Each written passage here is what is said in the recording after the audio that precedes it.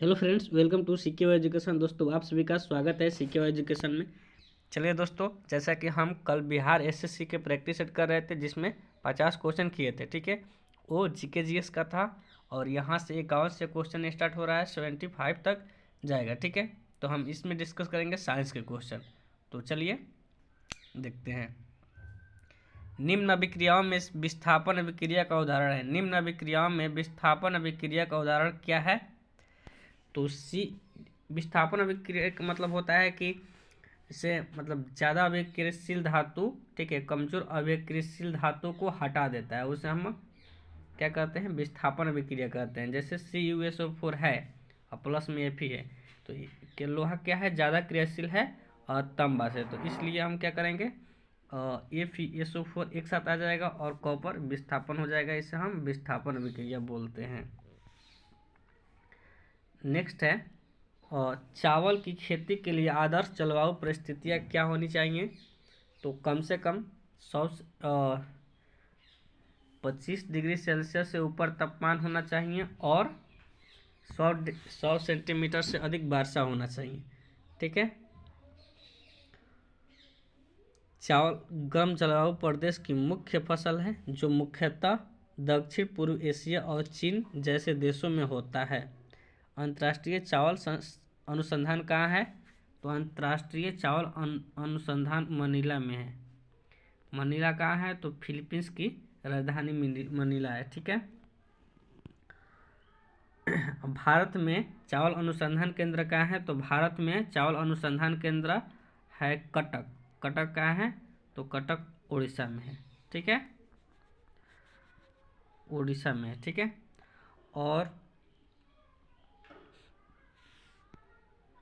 अगला क्वेश्चन देखिए, प्राणियों और पादपों की जातियों में अधिकतम विविधता मिलती है। प्राणियों और पादपों की जातियों में अधिकतम विविधता मिलती है, कहाँ मिलती है? तो उष्णकटिबंधीय आर्द्र वनों में, ठीक है, उष्णकटिबंधीय आर्द्र वनों में, ठीक है। मरुस्थल में तो नहीं मिलेंगे, जीव जंतु कम मिलेंगे क्योंकि वहाँ धूप ज़्यादा होती है। और जहाँ प्रदूषित नदी होगा तो नदी में भी नहीं जीव जंतु मिलेंगे क्योंकि नदी प्रदूषित हो जाएगी तो कोई जीव जंतु जीवित नहीं रह पाएंगे। और शीतोष्ण पर्णपाती, तो शीतोष्ण मतलब ज़्यादा ठंड पड़ेगा तो उसमें भी नहीं मिलेगा, ठीक है, कोई जीव जंतु, इसलिए उष्णकटिबंधीय आर्द्र वनों में आंसर होगा। अगला है, भारी मशीनों में स्नेहक के रूप में निम्नलिखित किस वस्तु का इस्तेमाल किया जाता है? भारी मशीनों में स्नेहक के रूप में निम्नलिखित में से किस वस्तु का इस्तेमाल किया जाता है? तो इसका आंसर होगा ग्रेफाइट, ठीक है, ग्रेफाइट।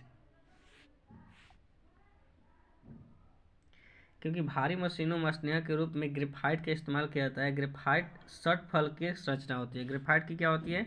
षटफल की संरचना होती है, ऐसे, ठीक है, षटफल की संरचना होती है और इसकी एक परत दूसरे पर आसानी से फिसल जाता है।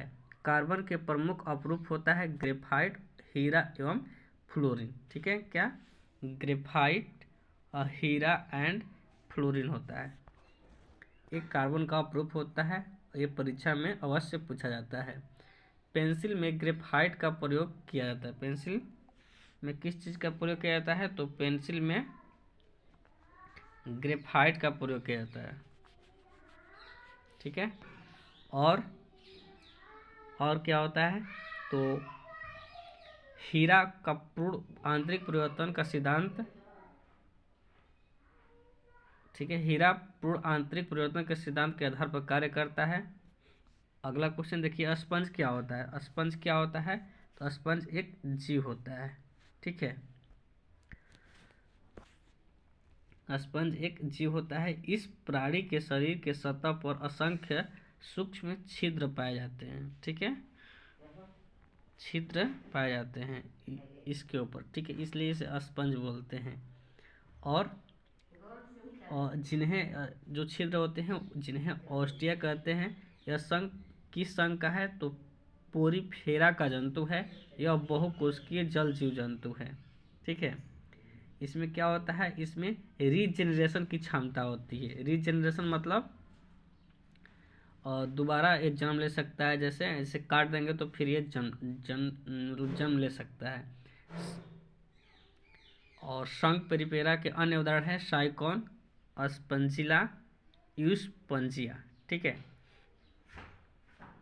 आगे देखिए, भूमंडलीय तापन का मुख्य कारण किसकी वृद्धि है? भूमंडलीय तापन का मुख्य कारण किसकी वृद्धि है? तो कार्बन डाइऑक्साइड के कारण वायुमंडल का तापमान बढ़ता है। ठीक है, नेक्स्ट है, ध्वनि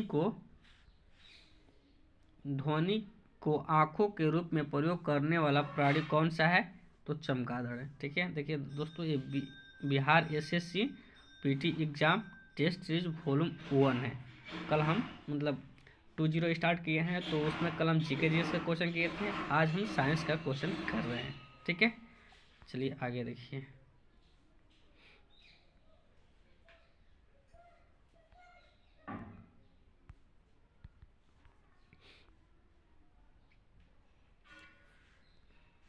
बिहार कर्मचारी चयन आयोग बीएसएससी तृतीय स्नातक परीक्षा, यानी इसे सीजीएल बोलते हैं। ठीक है, स्तरीय प्रारंभिक परीक्षा है ये। तो चलिए बताइए, अगला क्वेश्चन है, लैंप की बत्ती में तेल ऊपर चढ़ता है क्योंकि कोशिकीय क्रिया घटना के चलते। किसके घटना के चलते? कोशिकीय क्रिया घटना के चलते ऊपर तेल जाता है और जलता है।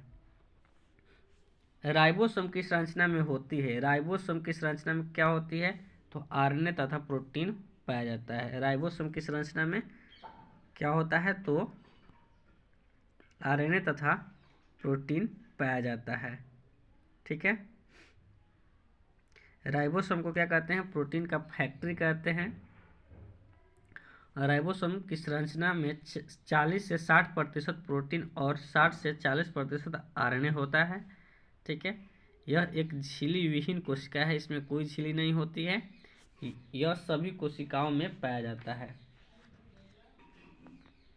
राइबोसोम की खोज किसने किया था?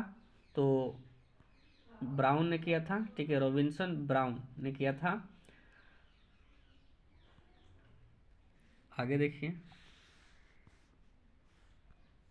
यक्ष्मा के रोगियों में निम्नलिखित में कौन औषधि प्रभाववश होती है? यक्ष्मा के रोगियों में कौन औषधि प्रभाववश होती है? तो रिफैम्पिसिन। ठीक है, अगला है, वायुमंडल में प्रकाश के विसरण का कारण क्या है? वायुमंडल में प्रकाश कैसे फैलता है? तो धूलकण से फैलता है, विसरण हो जाता है। ठीक है,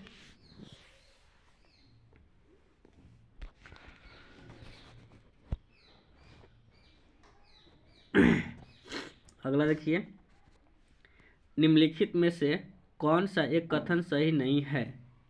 तापमान बढ़ने पर वायु में ध्वनि का वेग बढ़ता है, ये गलत है। ठीक है, वायु में ध्वनि वेग दाब पर निर्भर करता है, ये भी गलत है। आर्द्रता बढ़ने पर वायु में ध्वनि का वेग कम हो जाता है, ये बात बिल्कुल सही है। ठीक है, आयाम तथा आवृत्ति के आवर्तन से वायु का वेग प्रभावित नहीं होता है, ये भी गलत है। ठीक है, होता है।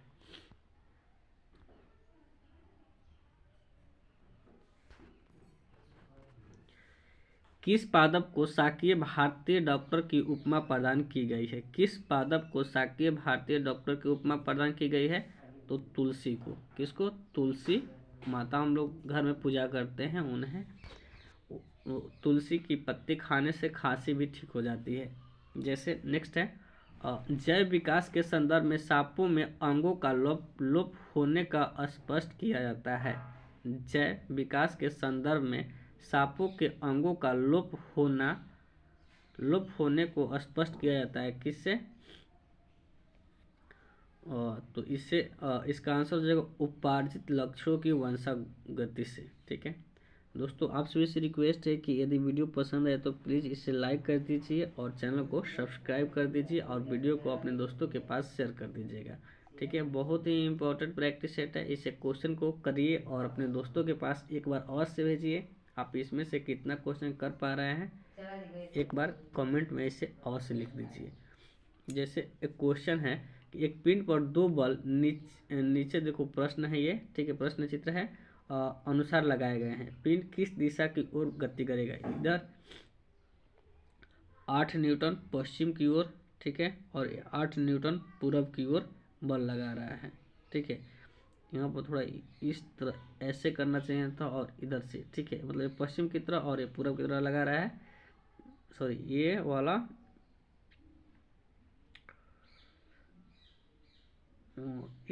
पश्चिम की तरफ लगा रहा है, ये वाला पूरब की तरफ, तो मतलब दोनों अपोजिट साइड लगा रहे हैं, तो क्या कार्य होगा? कार्य नहीं होगा, किसी भी दिशा में नहीं होगा, ठीक है, क्योंकि दोनों समान बल लगा रहे हैं।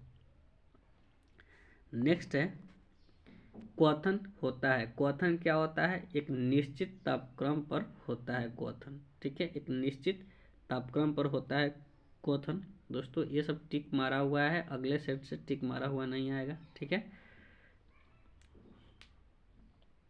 तो क्वथन क्या होता है? तो क्वथन जो होता है, क्वथन क्वथन होता है एक निश्चित तापक्रम पर क्वथनांक जो एक निश्चित तापमान पर है जिस पर कोई पदार्थ वाष्प बन जाता है, ठीक है।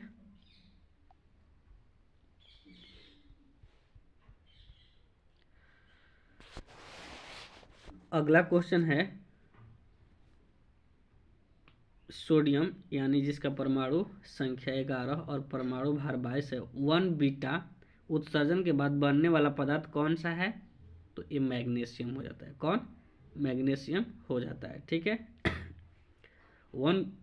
जब 1 बीटा कण का उत्सर्जन होता है तो परमाणु संख्या और द्रव्यमान में कोई अंतर नहीं होता है। जब एक अल्फा कण का उत्सर्जन होता है तो परमाणु क्रमांक संख्या 2 और द्रव्यमान संख्या 4 से घट जाते हैं, ठीक है। अगला क्वेश्चन है उत्तल लेंस की फोकस दूरी अधिकतम होगी। उत्तल लेंस की फोकस दूरी अधिकतम होगी किस रंग के लिए? किस प्रकाश के लिए? तो इसका आंसर हो जाएगा लाल प्रकाश के लिए, ठीक है।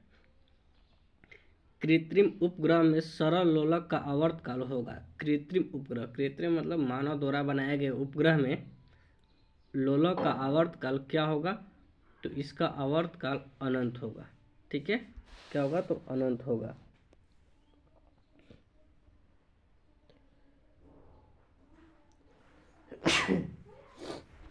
जैसे आवर्तकाल का फॉर्मूला क्या होता है? तो आवर्तकाल का फॉर्मूला होता है T = 2 पाई स्क्वायर रूट और L/G, ठीक है। जहाँ G का मान यहाँ पर 0 हो जाएगा तो इसलिए T क्या हो जाएगा? अनंत हो जाएगा, ठीक है।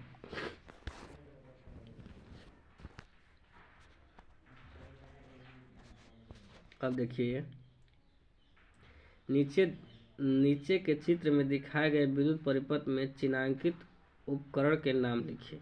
अब बताइए कि इसमें बोल रहा है और इसको मिलाना है आपको, ठीक है। छोटा नहीं हो रहा है, ठीक है, ऐसे कर देते हैं। चलिए बताइए, यहाँ पर एक है, ये क्या है? ये 2 वाला क्या है? और इसको मिलाना है, तो 1 वाला वोल्ट मीटर है और 2 वाला आमीटर है, ठीक है। आगे देखिए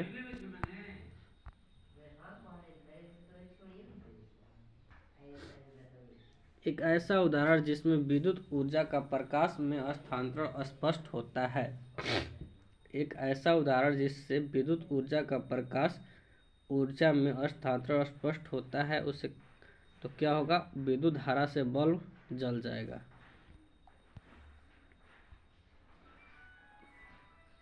यदि किसी सरल लोलक की लंबाई बढ़ा दी जाती है, यदि किसी सरल लोलक की लंबाई बढ़ा दी जाती है तो उसका दोलन काल पर क्या प्रभाव पड़ेगा?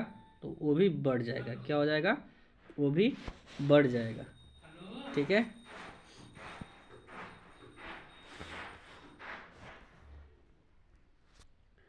(220 वोल्ट पर किसी विद्युत बल्ब के तंतु में 0.2 एम्पियर 220 वोल्ट पर किस विद्युत बल्ब में तंतु में 0.2 एम्पीयर धारा 10 मिनट तक प्रवाहित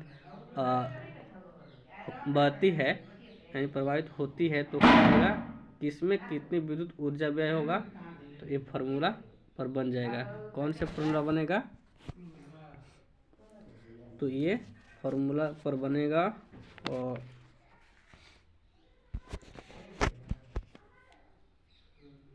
विद्युत ऊर्जा का खपत बड़ा क्या होता है, तो पीटी होता है, मतलब पी मल्टीप्लाई टी, पी से शक्ति, ठीक है, टी से टाइम। और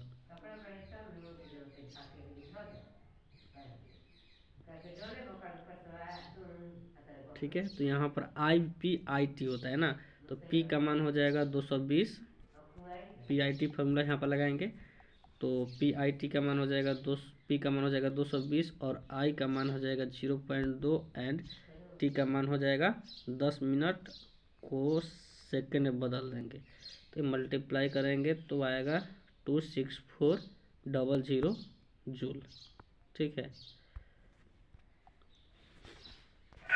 तो इस यहाँ पर ये आंसर हो जाएगा। नेक्स्ट है, चलिए क्वेश्चन ख़त्म हो गया। यदि वीडियो अच्छा लगे तो प्लीज़ इसे लाइक कर दीजिए और अपने दोस्तों के पास शेयर कर दीजिए, ठीक है। तो चलिए बाय, जय हिंद, लव यू, टेक केयर।